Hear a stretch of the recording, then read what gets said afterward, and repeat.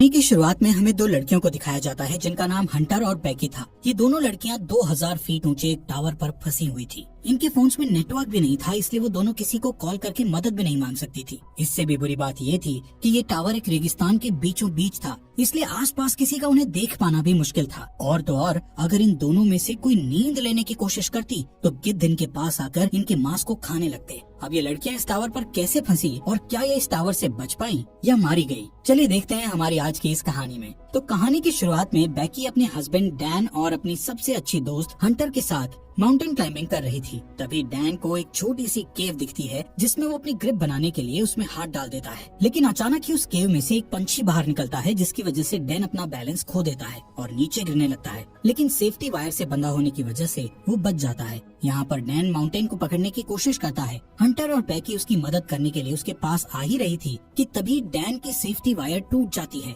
और वो नीचे गिरकर मर जाता है। यहाँ से सीन प्रेजेंट में 1 साल बाद दिखाया जाता है, जहाँ बैकी आज भी उस इंसिडेंट में मरे अपने हस्बैंड को याद करके बहुत दुखी थी। वो काफी ज्यादा ड्रिंक करने लगी थी, जिससे वो डिप्रेशन में थी। उसकी इस बात से उसके फादर जेम्स उसको लेकर काफी परेशान थे। वो बैकी को उस इंसिडेंट से मूव ऑन करने को कहते हैं, लेकिन बैकी उनकी कोई बात मानने को तैयार नहीं थी। एक दिन बैकी अपनी लाइफ से परेशान होकर बहुत सारी दवाइयाँ एक साथ खाकर सुसाइड करने की कोशिश करती है कि तभी उसके फोन पर हंटर का कॉल आता है, जिससे वो सुसाइड नहीं करती। अगले दिन हंटर उसके घर जाती है। हंटर बैकी को उस इंसिडेंट से बाहर निकालने के लिए उसको कहती है कि उसने B67 टीवी टावर पर क्लाइंब करने का प्लान बनाया है और जिसमें तू भी मेरे साथ क्लाइंबिंग करने चल रही है। अब क्योंकि हंटर जानती थी कि बैकी को एडवेंचर प्लेसेस पर जाना बहुत पसंद था और काफी लंबे समय से उसने कोई एडवेंचर भी नहीं किया था, बैकी जो इस टाइम काफी परेशान थी, इसलिए वो हंटर को क्लाइंबिंग करने से मना कर देती है। लेकिन नेक्स्ट मॉर्निंग जब वो किचन में रखी अपनी मेडिसिन लेने जाती है तो वो थोड़ा सोचते हुए डिसाइड करती है कि वो उसके साथ क्लाइंबिंग करने जाएगी। इसके बाद हंटर और बैकी दोनों उस टावर की ओर निकल जाते हैं। रास्ते में बैकी हंटर के फोन में उसकी कुछ पुरानी फोटोज देखने लगती है।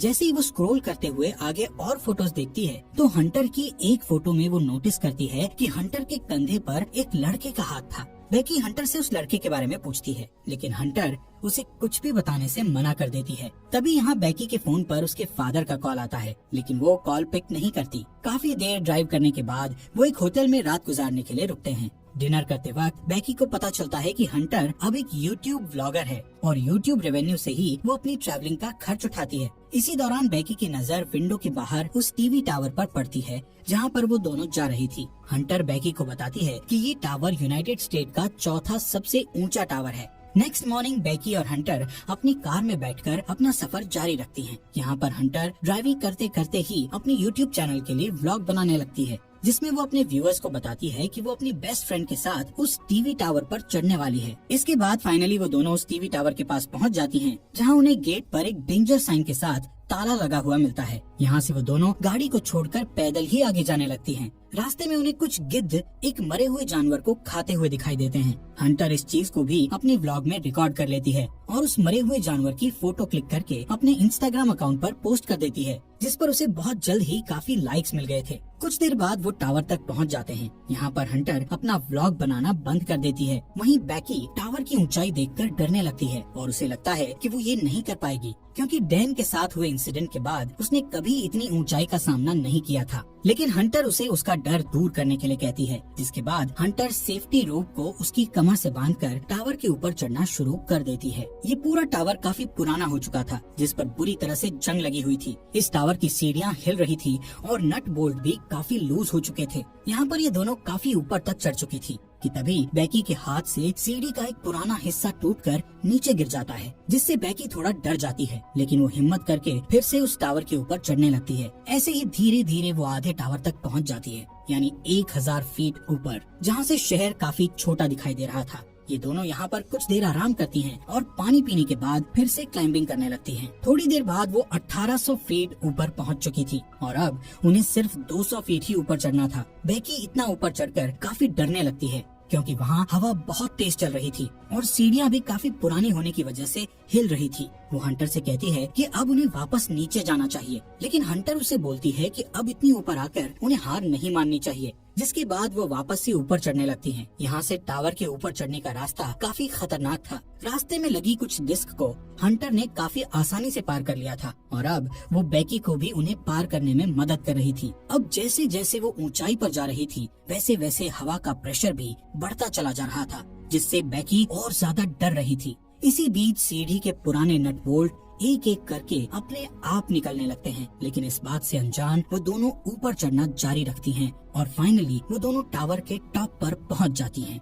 जहां एक और नट बोल्ट खुलकर नीचे गिर चुका था। यहाँ पर हंटर दोबारा से अपना व्लॉग बनाना शुरू करती है और वीडियो में अच्छे शॉट्स लेने के लिए वो ड्रोन कैमरा का इस्तेमाल करती है। थोड़ी देर बाद हंटर अपने व्यूअर्स को और अच्छा कंटेंट देने के लिए बेकी को ड्रोन का रिमोट पकड़ाकर खुद उस टावर के सहारे एक हाथ पर लटक जाती है। शॉट्स लेने के बाद वो वापस से ऊपर आती है और सेम यही चीज बेकी को भी करने के लिए कहती है, लेकिन बेकी उसे ऐसा करने से मना कर रही थी, जिस पर हंटर उससे कहती है कि उसका डर भगाने का ये सबसे बड़ा मौका है। जिसके बाद बेकी हंटर का हाथ पकड़कर वही स्टंट करती है और हंटर उसकी सेल्फी लेने लगती है। इसके बाद बेकी वापस से ऊपर आ जाती है। यहाँ पर बेकी अपने हस्बैंड डैन की अस्थियों को लेकर आई थी और डैन को याद करती हुई वो उसकी अस्थियों को यहाँ विसर्जित कर देती है। इस मोमेंट पर बेकी और हंटर दोनों काफी इमोशनल हो गई थी। इसके बाद वो डिसाइड करते हैं कि अब उन्हें वापस जाना चाहिए, इसलिए वो अपने सेफ्टी वायर को खुद से कनेक्ट करती हैं और बेकी नीचे जाना शुरू कर देती है। लेकिन जैसे ही वो पहला कदम सीढ़ी पर रखती है तो सीढ़ी टूट जाती है और वो सीढ़ी के साथ साथ नीचे गिरने लगती है,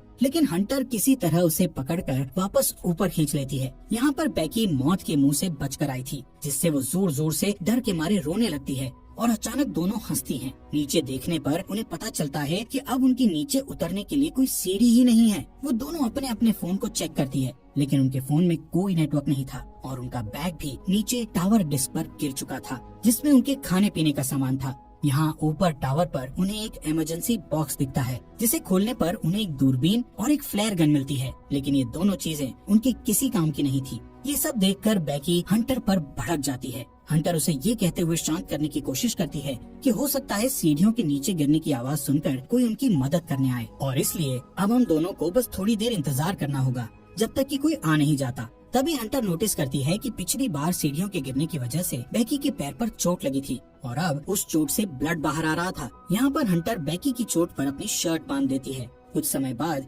बेकी हंटर से पूछती है कि उसने व्लॉगिंग क्यों शुरू की, जिस पर हंटर गलती से डैन का नाम ले लेती है, जिससे बेकी के मन में हंटर के प्रति शक बैठ जाता है। कुछ देर बाद हंटर अपना फोन चेक करती है, जहां उसने कुछ देर पहले अपनी सोशल साइट पर एक मरे हुए जानवर की फोटो अपलोड की थी, जिससे उन्हें एक आइडिया आता है कि वो अपने फोन पर एक हेल्प मैसेज टाइप करेंगे और उस फोन को रस्सी से बांधकर नीचे लटका देंगे, ये सोचकर कि शायद नीचे जाने पर फोन में सिग्नल आ जाए और उनकी पोस्ट अपलोड हो जाए। हालांकि उनकी ये कोशिश नाकामयाब हो जाती है। इसके बाद उन्हें लगता है कि जरूर जमीन पर तो नेटवर्क होगा ही, इसीलिए वो उस फोन को अपने जूते में डालकर उसके चारों ओर अपनी जुराबें फंसाकर जूते को नीचे गिरा देती हैं। यहाँ टावर पर अचानक बेकी का ध्यान हंटर के दूसरे पैर पर जाता है, जहाँ 143 का टैटू बना हुआ था, जिसे देखकर उसे याद आता है कि उसका हस्बैंड डैन हमेशा उसे आई लव यू कहने के लिए 143 कोड का इस्तेमाल करता था। लेकिन बेकी इस चीज को भी इग्नोर करके इस टावर से नीचे उतरने के लिए कोई और आइडिया सोचने लगती है।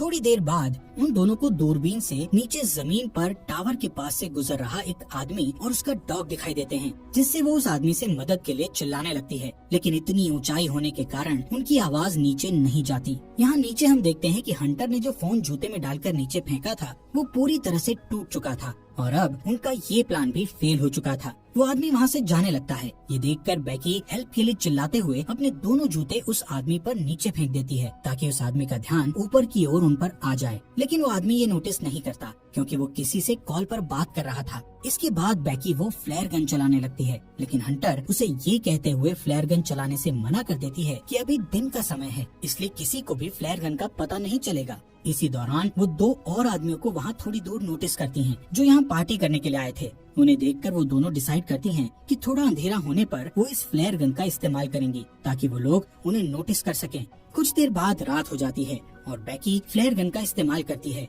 जिससे वो दो आदमी उन्हें देख लेते हैं। यहाँ पर बैकी और हंटर अपने हाथ हिलाते हुए और जोर जोर से चिल्लाकर उनसे मदद मांगने की कोशिश करती है। इसके बाद वो दोनों दूरबीन से देखते हुए नोटिस करती है कि वो दोनों आदमी हंटर की कार के पास जा रहे थे, जिसे देखकर दोनों खुश हो जाती है। लेकिन उनकी मदद करने के बजाय वो आदमी उनकी कार को चुराकर वहाँ से भाग जाते हैं। ये देखकर वो दोनों काफी दुखी हो गई थी और अब उन्हें जल्दी से कोई नया आइडिया भी समझ नहीं आ रहा था कि अब वो क्या करे। यहाँ पर बैकी हंटर से उसके पैर के टैटू के बारे में पूछ ही लेती है, जहाँ हंटर ये रिवील करती है कि उसका डैन के साथ 6 महीने तक अफेयर रहा था। इसके लिए वो उससे माफी मांगती है कि उसने उसके हस्बैंड के साथ हुकअप करके काफी बड़ी गलती करी। हंटर बताती है कि डैन उसे अच्छा लगता था और वो उससे प्यार भी करती थी, लेकिन डैन बैकी से ज्यादा प्यार करता था, इसलिए उसने जल्दी ही डैन से ब्रेकअप कर लिया था। बैकी ये सुनकर और भी ज्यादा डिसअपॉइंट हो जाती है कि उसकी बेस्ट फ्रेंड और उसका हस्बैंड दोनों ही उसे चीट कर रहे थे। अगली सुबह बैकी फोन चेक करती है, जहां उसे पता चलता है कि इस टावर पर चढ़े उन्हें 24 घंटे बीत चुके हैं। अब क्योंकि उन्हें काफी भूख और प्यास भी लग रही थी,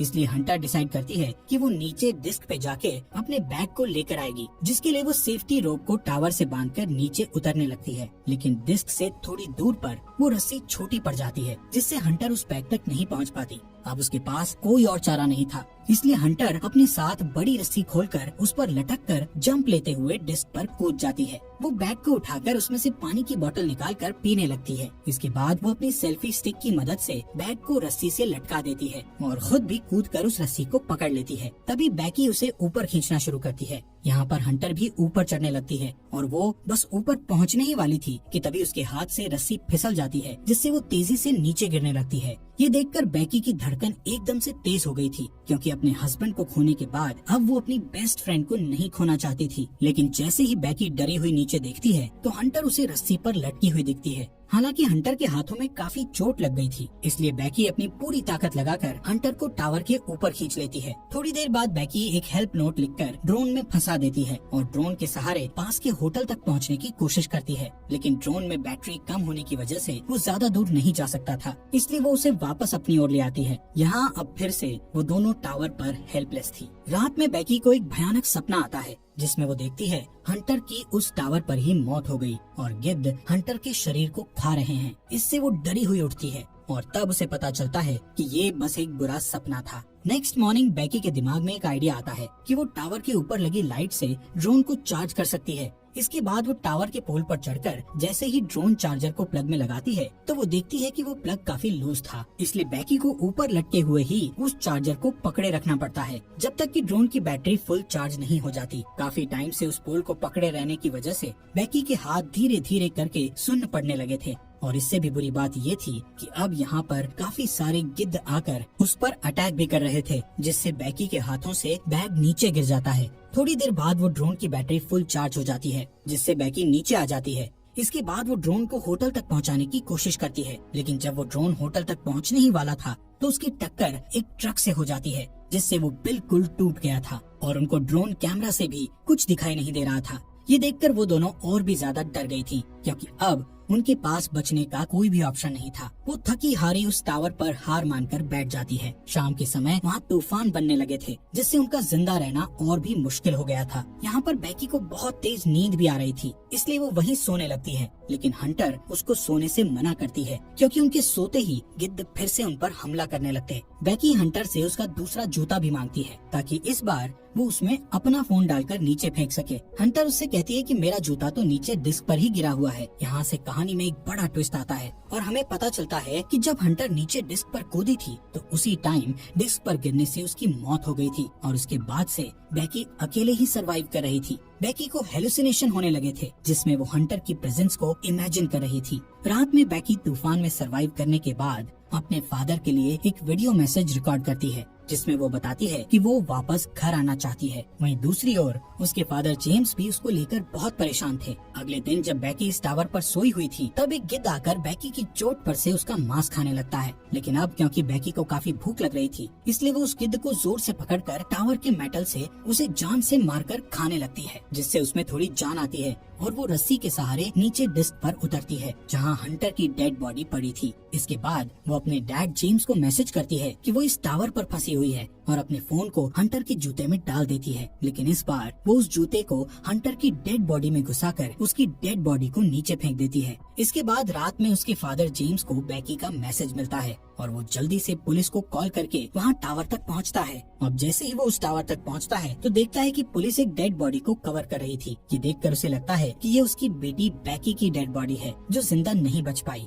तभी उसे अपनी बेटी पुलिस की कार के पास दिखाई देती है, जिसके बाद वो दोनों एक दूसरे को गले लगाते हैं और इसी के साथ ये